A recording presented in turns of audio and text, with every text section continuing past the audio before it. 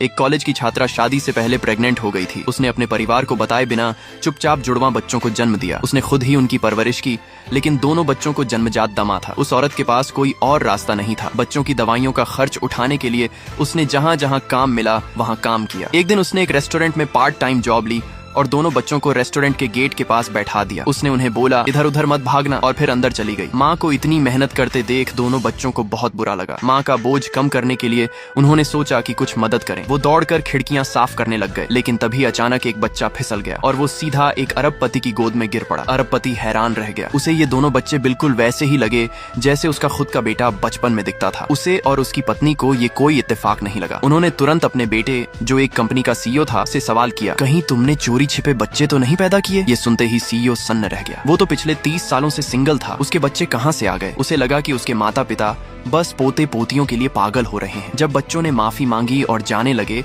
तो अरबपति ने चालाकी से उनके बाल निकाल लिए और डीएनए टेस्ट के लिए भिजवा दिया। सीईओ को लगा कि उसके पेरेंट्स पागल हो गए हैं, लेकिन जब डीएनए रिपोर्ट आई तो खुद सीईओ के पैरों तले जमीन खिसक गई। रिपोर्ट कह रही थी बच्चे वाकई उसी के थे। उसी वक्त उसे एक पुरानी बात याद आई। शायद वो इन बच्चों का पिता उस डिलीवरी वर्कर के साथ बना था। और आज सुबह उसी महिला को उसने फिर से देखा था, जब वो एक रेस्टोरेंट में खाना खा रहा था। उसने देखा कि मैनेजर किसी महिला को नौकरी से निकाल रहा है। वो जाकर पूछता है तो पता चलता है कि वहाँ महिलाओं के लिए कोई काम नहीं है, लेकिन वो औरत मैनेजर से नौकरी न छीनने की भीख मांग रही थी, क्योंकि उसके 2 बच्चे हैं। सच जानकर सीईओ ने उसे अपना विजिटिंग कार्ड दिया और कहा, कल से मेरे होटल में काम शुरू कर दो। वो औरत बहुत खुश हुई। उसने सीईओ को थैंक यू कहा और चली गई। लेकिन सीईओ को एक अजीब सी फीलिंग हुई, जैसे कहीं देखा हुआ चेहरा हो। क्या सीईओ और वो औरत पहचान पाएंगे कि उनका अतीत एक साथ जुड़ा है? क्या बच्चों की सच्चाई सामने आएगी? पार्ट 2 चाहिए तो चैनल को सब्सक्राइब करो और कमेंट करो। पार्ट 2 चाहिए।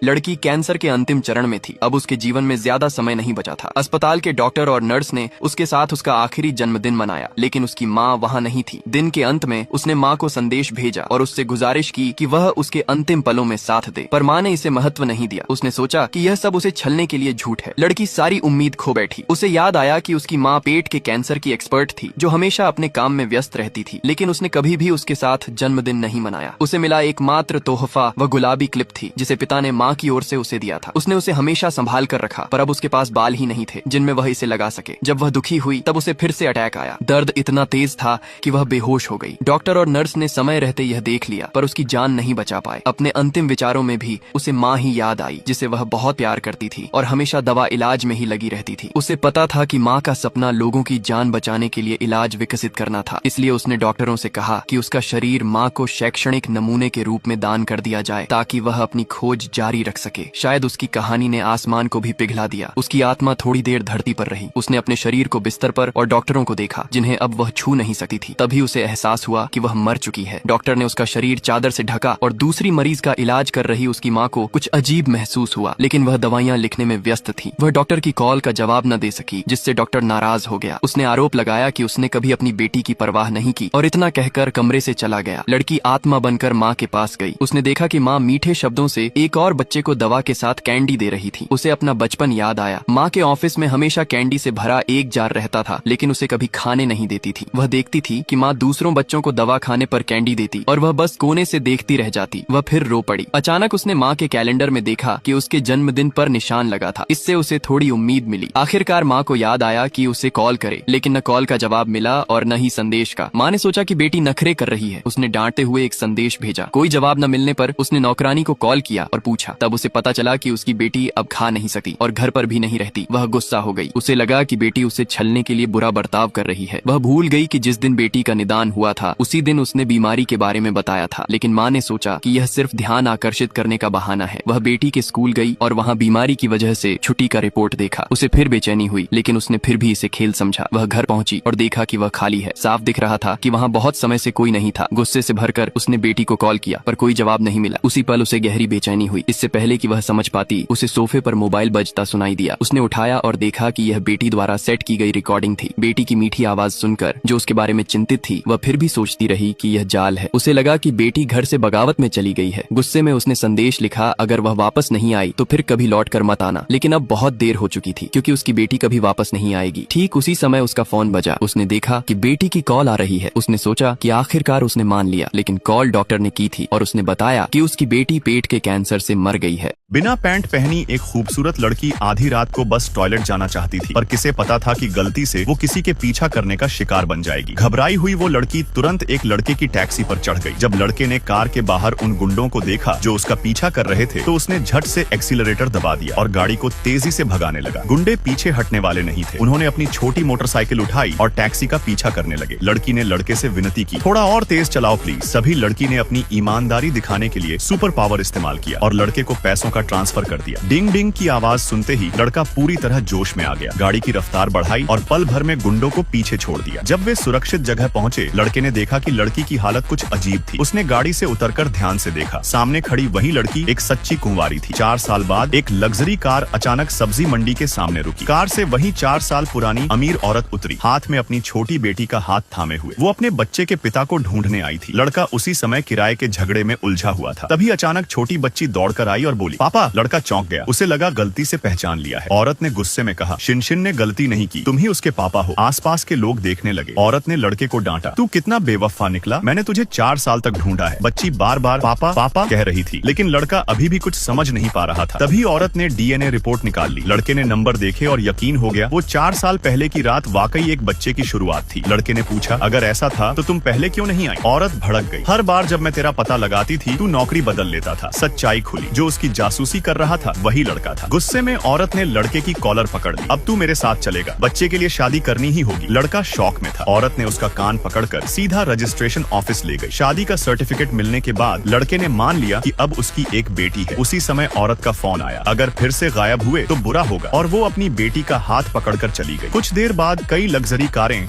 लड़के के सामने रुकी। उसके अधीनस्थ उतरे। असल में लड़के की असली पहचान थी स्वर्ग मंदिर तियनशनदियन का प्रधान, टेम्पल लॉर्ड। उसने कहा, औरत की पूरी जानकारी निकालो और बेटी का डीएनए दोबारा टेस्ट करो। रिपोर्ट आई, छोटी लड़की सच में उसकी ही बेटी थी। लड़का दंग रह गया। उसके आदमी ने बताया, औरत इन सालों में बहुत तकलीफ में रही। बेटी को जन्म देने के बाद परिवार में कोई इज्जत नहीं मिली और उनका पूरा खानदान लगभग दिवालिया हो गया। लड़के ने औरत का सोशल मीडिया देखा। वो अकेले बेटी को पाल रही थी। दिल में ग्लानि भर गई। तभी फोन बजा, पापा बचाओ पापा। लड़के को समझ आया उसकी बेटी खतरे में है। उसने आदमियों को आदेश दिया, अभी पता करो बेटी कहाँ है। कसम खाई, अब वो किसी को भी अपनी पत्नी और बेटी को सताने नहीं देगा। असल में औरत का पिता अपनी बेटी को जिम्मेदार ठहरा रहा था और महात्मा के जरिए झाड़ फूंक का नाटक करवा रहा था। वो चाहता था कि औरत अपनी बेटी छोड़ दे और किसी दूसरे रईस से शादी करे। पापा, शिनशिन आपकी अपनी नातिन है, शाओ शुए। आज अगर तू मेरी बात नहीं मानी तो मैं तुझे बेटी नहीं मानूंगा। शिनशिन मत रो, माँ तुमसे प्यार करती है। आगे और भी रोमांचक होगा। चैनल सब्सक्राइब करो अगला शानदार भाग के लिए।